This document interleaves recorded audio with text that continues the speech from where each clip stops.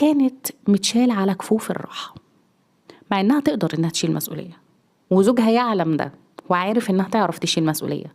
ست بحجمها وبشخصيتها وبمكانتها، وكمان بوضعها الاجتماعي يخليها تقدر تعمل كل حاجة، تقدر تشيل مسؤولية، تقدر تمشي بيتين 3، ولكنها ما كانتش بتعمل أي حاجة من دي.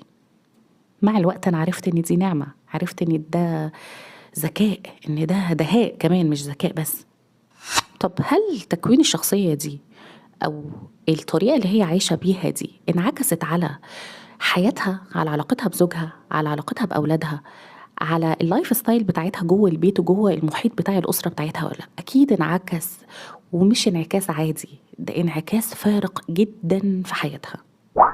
لما أكون أنا ست مسؤولة عن كل حاجة في البيت، والمسؤولية دي مش مسؤولية اهتمام مثلا، دي مسؤولية فرض،